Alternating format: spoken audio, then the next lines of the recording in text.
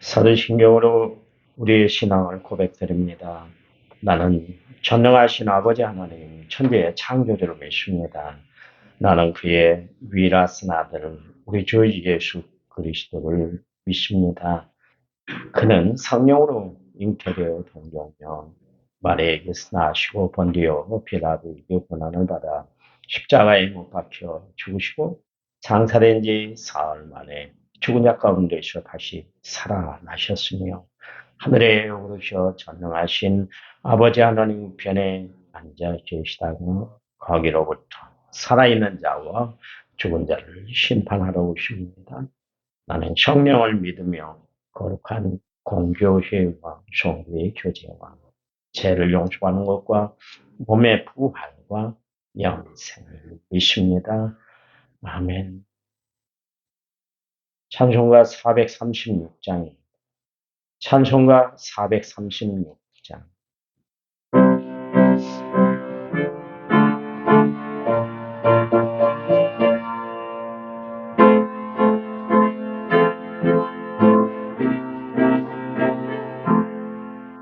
나 이제 주님의 새 생명으로 내 것은 지나고 새 사람이로다. 그 생명 내 맘에 강같이 흐르고 그 사랑 내게서 해같이 빛난다. 영생을 누리며 주 안에 살리라. 오늘도 내일도 주 함께 살리라. 주 안에 감추인 새 생명 얻으리. 이전에 좋던 것 이제는 가볍다. 하늘의 은혜와 평안을 맛보니 찬송과 기도로 주 함께 살리라. 영생을 누리며 주 안에 살리라.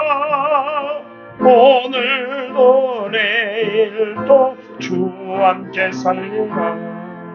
산천도 조목도 새 것이 되었고 죄인도 원수도 친구로 변한다. 새 생명 얻은 자 영생을 누리니 주님을 모신 맘 새 하늘이로다. 영생을 누리며 주 안에 살리라. 오늘도 내일도 주 함께 살리라. 주 따라가는 길 험하고 멀어도 찬송을 부르며 뒤따라가리라. 나 주를 모시고 영원히 살리라. 날마다 섬기며 주 함께 살리라. 영생을 누리며 주 안에 살리라. 오늘도 내일도 주 함께 살리라. 아멘. 성경 말씀 봅니다. 잠언 1장 1절에서 6절. 잠언 1장 1절에서 6절입니다.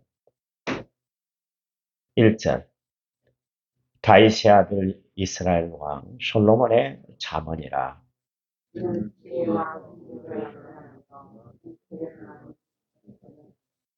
지혜롭게 공의롭게 정의롭게 정직하게 행할 일에 대하여 훈계를 받게 하며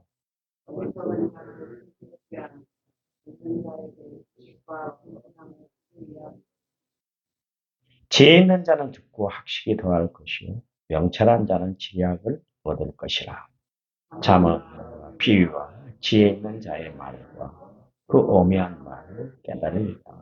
아멘.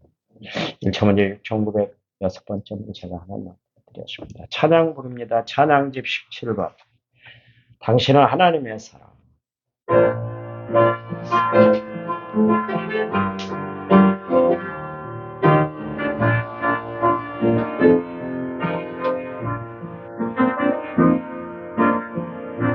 주님의 은혜로 살아가는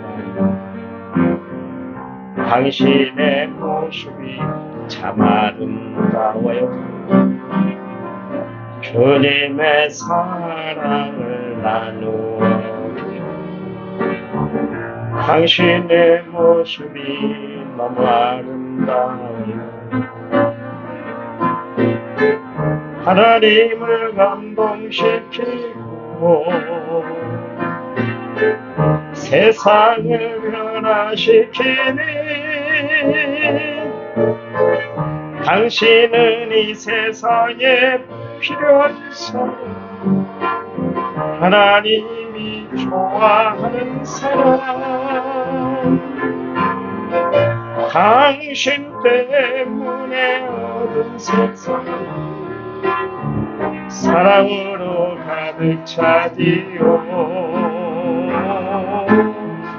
당신 때문에 하나님께서 영광 받으시지요. 말씀에 순종하며 살아가는 당신의 믿음이 참 아름다워요. 주님이 맡긴 사명 감당자라 당신의 모습이 너무 아름다워요. 하나님을 감동시키고 세상을 변화시키니 당신은 이 세상에 필요한 사람, 하나님이 기뻐하는 사람, 당신 때문에 얻은 세상 찬양으로 가득 차지요. 당신 때문에 하나님께서 영광 받으시지. 아멘. 그 한없이 넓은 큰 바다를 망망대해다 그렇게 이야기하잖아요.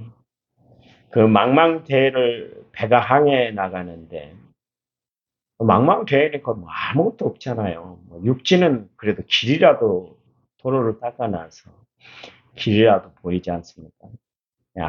아무 길이 없는 것처럼 그렇게 보여도 바다에도 길이 있습니다. 그것을 이제 해로다 그렇게 이야기를 하는데요. 원하는 목적지, 원하는 항구까지 가는데 그때 가장 필요한 도우미가 있는데 뭐냐면 나침판입니다. 옛날엔 나침판을 가지고 항해를 해 나갔습니다. 이 자 있잖아요. 무슨 자가 아니라 이 뭔가요? 이렇게 돼 있는 거. 그걸 꼭지점을 예? 콤파스를 가지고 이렇게 재더라고요. 저희 형님이 마도로스였다고 그러잖아요. 그 망망대를 어떻게 해요? 그랬더니 콤파스를 하나 주시면서 이걸 가지고 지도에 올려놓고 나침판에 올려놓고 그것을 그어가면서 항해를 했습니다. 요즘 뭐 GPS 항법 장치가 있어서 편안하게 이제 항해를 해 나갑니다만 다 길이 있는 거예요.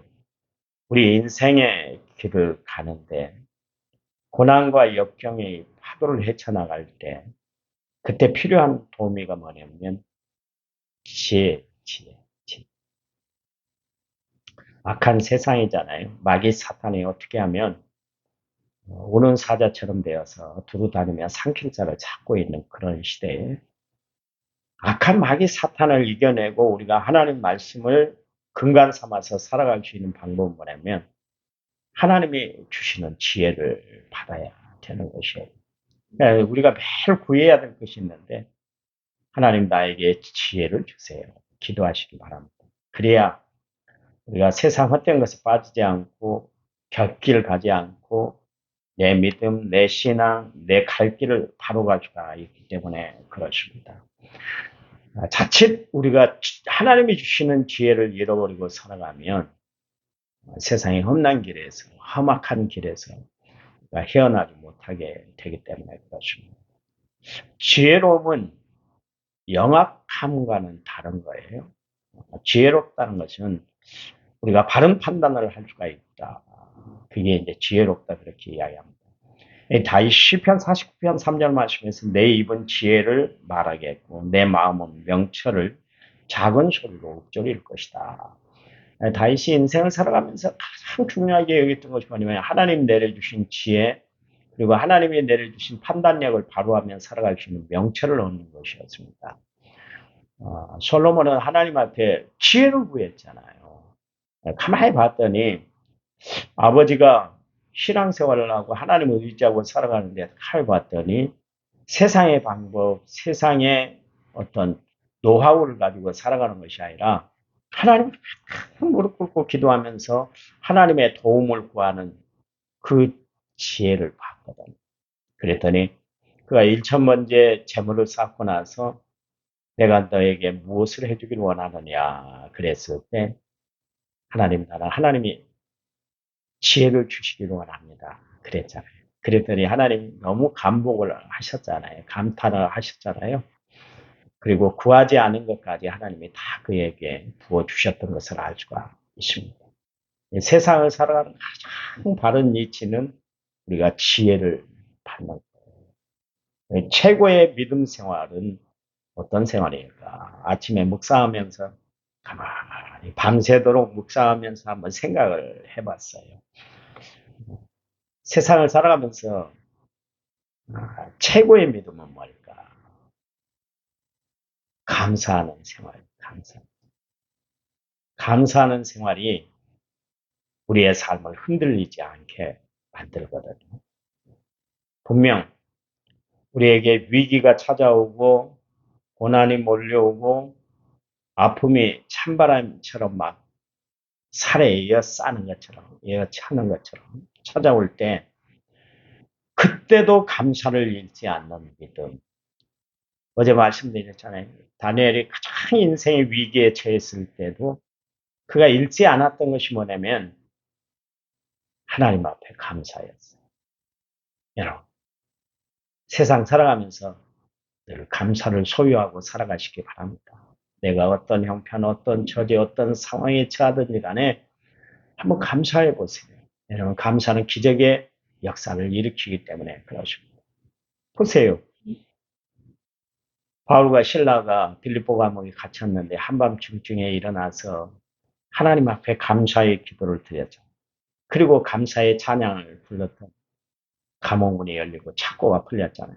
모든 문제의 해결점은 어디 있냐면 감사에 있어요. 우리가 자칫 어렵다는 것 때문에 힘든다는 것 때문에 나에게 닥친 그런 불안한 상황들 때문에 우리가 감사를 잃어버리고 살아갈 때가 참 많은데요. 감사가 참 중요해요. 내 믿음, 어떤 믿음입니다. 나를 구속해 주신 그 하나님의 은혜, 십자가의 은혜를 우리가 깨닫는 순간 우리는 감사의 사람이 되게 되는 거예요. 그래서 여러분 성경을 통해서 우리가 보게 됩니다만은 그 하나님의 사람들의 특징, 그 사람들은 한결같이 감사했는데 왜 감사했을까요? 어제 제가 말씀드린 것처럼 그들은 하늘이 주시는 지혜를 받고 살았기 때문에 그렇습니다. 요셉이 그랬고 다니엘이 그랬고 또 다윗이 그랬고 베드로가 바울이 그랬습니다. 그러므로 마지막 때 우리가 하나님 앞에 구해야 될 것은 다른 거 아니에요. 하나님 지혜를 주세요. 하나님이 주신 지혜로 세상을 바로 깨닫고 하나님의 진리의 말씀을 늘 붙들고 살아가는 하늘 백성이 되게 되달라고 하나님 앞에 날마다 기도하는 성도들이 되시기 바랍니다. 야고보서 3장 17절 말씀에 오직 위로부터 난 지혜는 첫째 성결하고 다음에 화평하고 관용하고 양순하고 긍휼과 선한 열매가 가득하고 편견과 거짓이 없다 그랬잖아요. 여러분 우리가 하나님 앞에 지혜를 구하면 우리가 성결한 삶을 살아가요. 하나님이 주시는 지혜, 하나님이 주시는 능력은 우리가 성결을 하게 살아가도록 역사하기 때문에 그렇습니다. 화평을 이루는 것도 마찬가지예요. 지혜롭지 못하고 어리석기 때문에 불평하고 원망하고 싸움박질하고 내 마음에 불만만 가득 채우고 살아가는 거예요. 근데 하나님이 위로부터 주시는 지혜를 주시면 누구든 다 화평할 수가 있어요. 그런가 하면 관용해요. 넓은 마음을 품고 살아갑니다. 양춘하고 궁율과 또 선한 열매가 가득하게 되는 거예요.